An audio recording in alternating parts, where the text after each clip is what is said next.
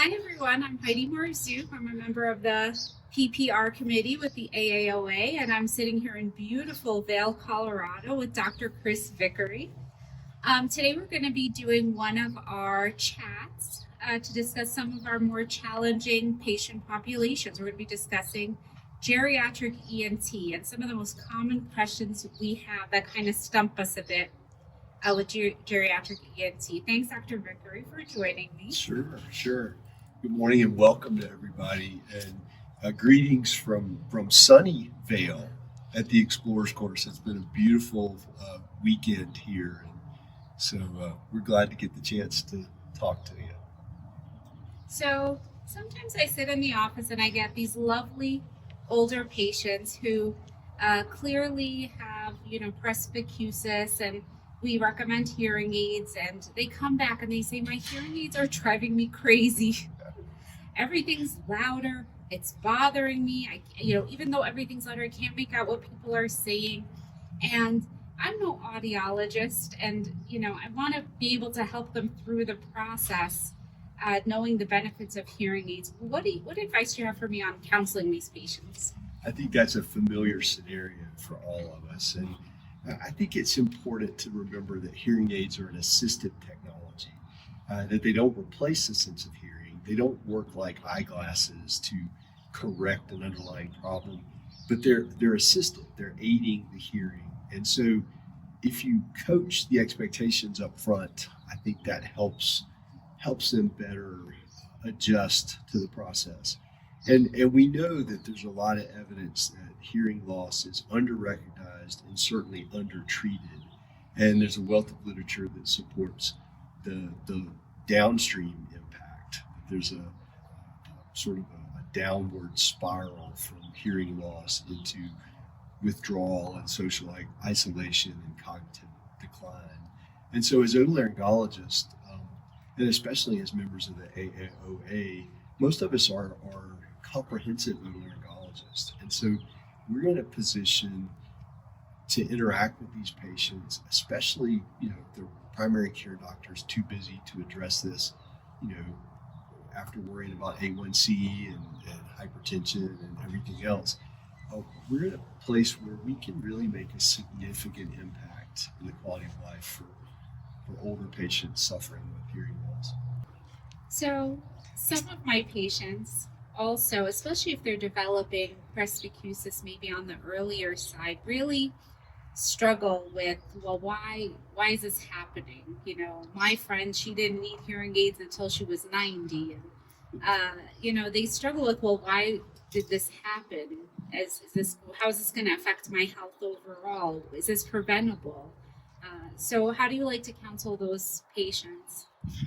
Well, that's always a little bit of a challenging discussion. And, I have a strong emotional connection to hearing loss. My mom is hearing impaired, began losing her hearing in her 30s, and to the point that she was completely deaf by the age of 40. And she's elected not to undergo cochlear implantation. So she's lived her she's 84 now, lived her entire life with profound hearing loss. And so I think it's important, first of all, just to acknowledge the extent of the loss and how life impacting this is. And as you know, not just for the patient, but for their family, their spouses. My parents have been married 60 plus years, and my dad still gets frustrated that she can't hear what he's saying from the other room. And she's been hearing impaired for 45 years now. So it's a significant relationship burden. It's a significant emotional burden. And, strangely, our patients often have a sense of shame about hearing loss. And that tends to lead to social isolation. And so I first just acknowledge that. I tell them the story about my mom and to try to develop some empathy. And then also just to make them aware that this is a tough thing and we need to work, and that there's not a simple solution. If If they're physiologically inclined, we talk about loss of auditory nerve fibers associated with aging. We talk about decreased blood flow and the stria vascularis if they really want to do a deeper dive. Sure.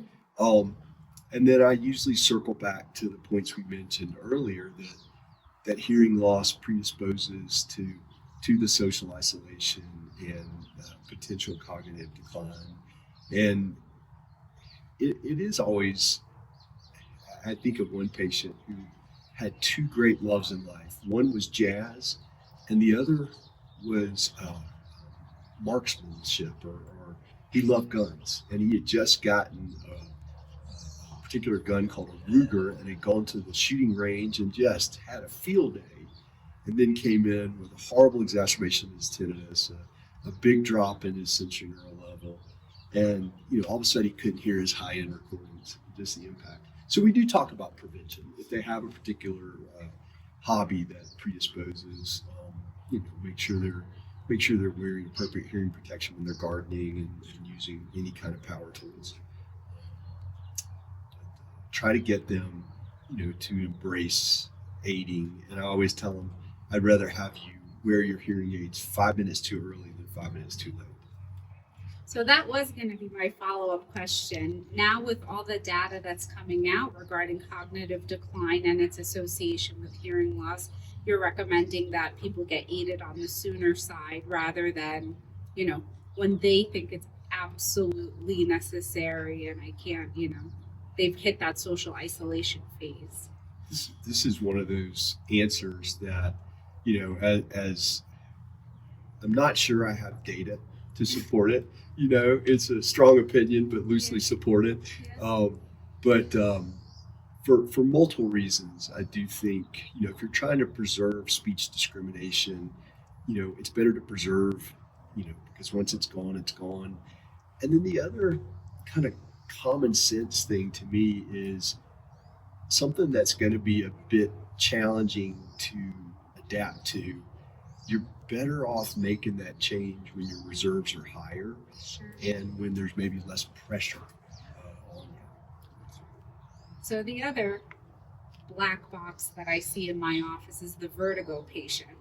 And so among the older patients or more mature patients, I tend to have a little bit more subtlety, vagueness in terms of what I'm looking at. They come to me saying, Mom's falling more. They just feel dizzy all the time.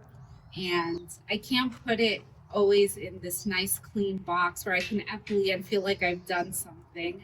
What's your kind of algorithm or your approach to those sorts of patients? Listen, I think all of us could improve our sense of balance. And, having done a little bit of old man yoga from time to time, I've been humbled by how difficult it is to maintain some, one leg position. With the scenario you mentioned, I usually have a little bit of when I have time, I have a little bit of a philosophical discussion that, we want to have an awareness about the risk for the parent, but we also we want to maintain their autonomy and their quality of life, and we don't want to wrap them in bubble wrap and sit them in the corner. Sure. So I'm really quick to reach out to our physical therapy colleagues for balance and vestibular related therapies. I think it's hugely helpful, and it's also, I really value the input from we have a particular physical therapist that we use a lot, and I value her input because oftentimes she comes up with diagnostic nuances that I didn't pick up on. And I think it's good for the patients. I think it gives them a programmatic way of addressing the problem rather than just saying, watch a YouTube video on yoga and try to do that. Sure. And I think it also makes the daughter or son that brought them in, who was concerned about it, gives them the feeling that they're doing something about the problem. You're right. In which they actually want. Yeah. I think as otolaryngologists, we can have a huge impact on fall prevention in the elderly, and the way the impact of fall on their general health, just those referrals to physical therapy can teach them really subtle ways to change their day-to-day movement. Absolutely. keep them functional, but just little tweaks to really, do fall prevention, which is really helpful. Absolutely. So let's move on to the nose. And I know my grandmother really did complain about losing her sense of smell and taste as she got older. And it affected her nutrition quite a bit. She didn't want to eat much. Nothing really was appealing to her. She couldn't smell much, and it really affected her day-to-day life. What are your tips and tricks for those patients? Especially because there's a lot of knowledge now about smell after COVID and how smell also can be signs of Alzheimer's risk. So first of all, a shameless plug for the Explorers course. We've had some amazing talks this morning on olfaction and just these points that you mentioned. But 50% of folks over the age of 65, and I think it's like 75% of folks over the age of 70 will have a decrease in their sense of smell. And there really can be nutritional impact. Mm-hmm. And this is a population of patients that may be challenged by, if they live alone, if they have, it's harder cooking for one person, it's their physical dexterity, their manual dexterity may be declined, so there are already other factors contributing to it, and decline in sense of smell and related decreased enjoyment in food, may further impact that. And then there's also the concern about loss of sense of smell heralding progression of neurodegenerative disease. Mm-hmm. And there are recommendations from the American Academy of Neurology to screen anyone over the age of 50 who's exhibiting some loss of sense of smell. Again, it does tend to create some anxiety, and that can be a bit of that can contribute to the whole problem. But I think it's important to recognize this.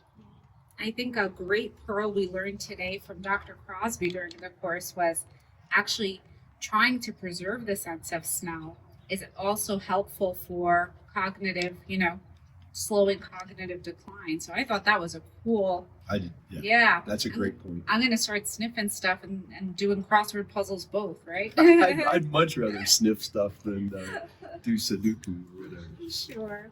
The other question that I get is, the chronic runny nose patient, right? My mother-in-law will tell me, I think I'm allergic to cold air. Or the patients will ask me, can I have allergies this late in life? Yeah. And so what's your approach with those patients? Yeah. Do I have food allergies because my nose runs every time I eat? Correct. Yeah.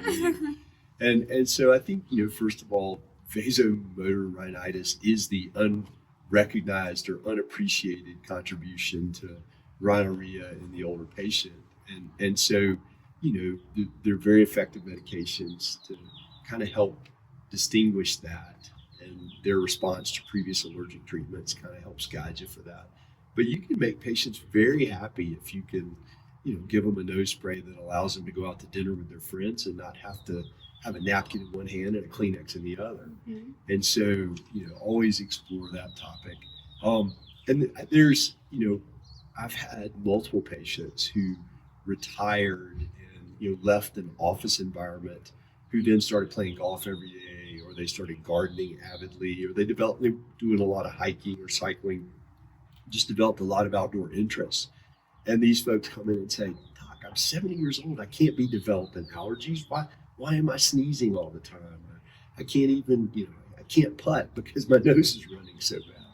And, there's good evidence to show that inflammatory cytokines are continued to be produced in response to aero allergens in older patients. So first of all, yeah, you can. If you have the predisposing genetics and then you've had this period of exposure may have occurred later in life, but your body's doing just what it would have done in your 20s or 30s or 40s. Right. Some of my post-operative challenges are the elderly patient who might have more refractory sinusitis.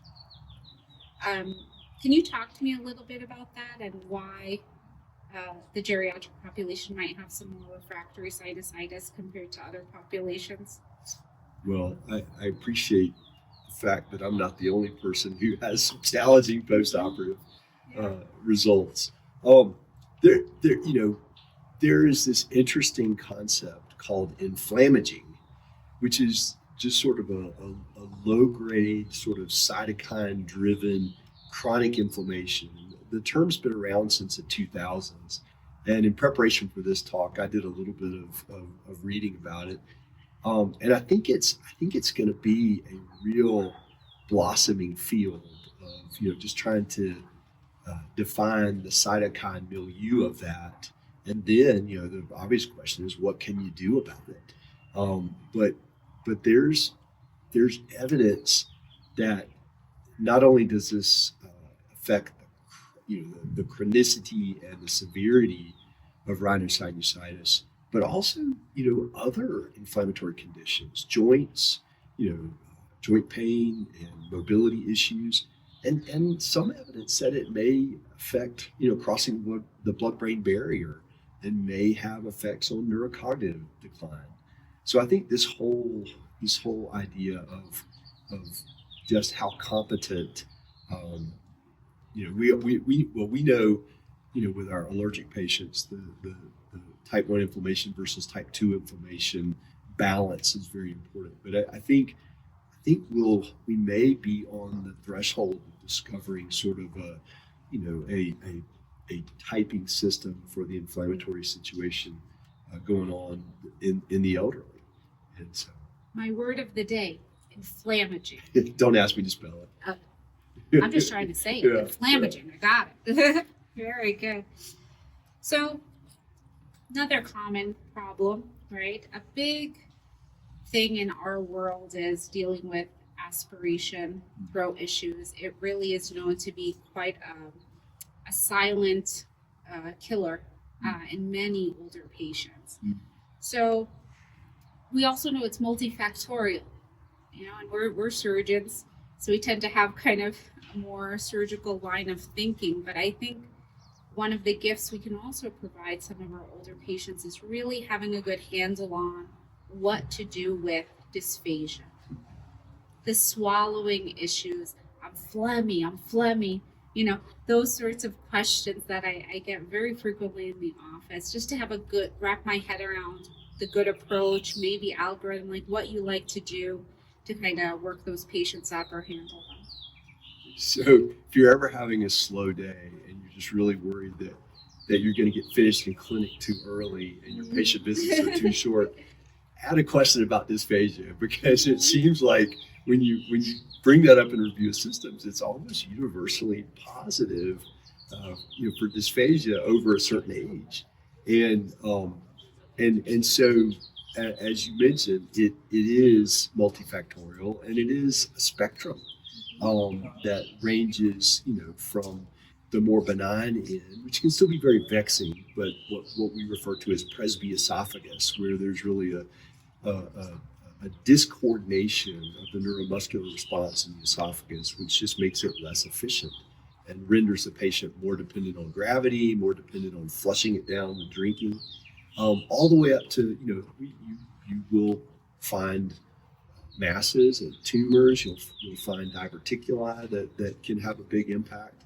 And then as otolaryngologists, we always need to be thinking about eosinophilic esophagitis. And especially as emerging therapies are becoming so effective and it's so much more user-friendly than the old treatments with topical steroids and the schedule with that and the mixing and compounding of those topical steroids. So I think it's important to evaluate that full spectrum. And of course, you mentioned aspiration, which touches on laryngeal function as well. And as comprehensive otolaryngologists, all of us are evaluating the larynx. And so, whether you're doing it through endoscopy or doing it through radiology, you're evaluating the competency of the swallowing mechanism, which brings up laryngology and brings up voice changes in the elderly. Absolutely. The larynx is no stranger to the ravages of time. And and the impact of that is far-reaching. It has difficulty. It leads to difficulty with communication, and especially if you have one spouse with presbycusis who maybe hasn't adopted their hearing aids yet, and then the other spouse is having presbylarynx and presbyphonia, so their voice is becoming weak. It makes for a bad combination. And then, of course, voice issues can lead to social isolation. If people feel like they can't speak up, can't be heard when they go out to eat, or if they don't want to participate in their choir anymore. But also, the incidence of head and neck cancer is higher in the elderly. So it's important to not dismiss these dysphagia complaints and these laryngeal complaints. Absolutely. And, besides being socially isolated, a lot of the elderly patients are worried they sound sick. And their older friends don't want to get sick. Right. And so it becomes a stigma. Especially in a post-pandemic world, it absolutely can contribute. One last question for you. Sleep in the elderly. I have a practice where one of my colleagues does DICE and Inspire implants, but not everyone's a candidate, and there's a lot of sleep disturbance amongst our older patients. What kind of recommendations or counseling are you giving those patients? Because it really is cumbersome to their quality of life. Absolutely. And sleep is, there's such an epidemic of sleep disorders and not just obstructive sleep apnea. Certainly the incidence of obstructive sleep apnea goes up with age. And so it's always important to screen for that. And sometimes older patients, particularly if their body habitus doesn't suggest it, can be missed through the first line primary care. If they're a thin older person, but the loss of connective tissue elasticity has led to drooping of their palate and perhaps collapse of the tongue base, they could have pretty significant sleep apnea. And it always surprises me when I get a polysomnogram with a high AHI in a thin person. And just really kind of humbles me that I need to really adjust my filter to make sure I'm thinking about it. So obstructive sleep apnea is the first thing. Sleep hygiene is not just a problem with the young. It is a problem with older folks as well, and especially when they're used to an alarm clock for work, and then suddenly they retire and they're having to reinvent their lives.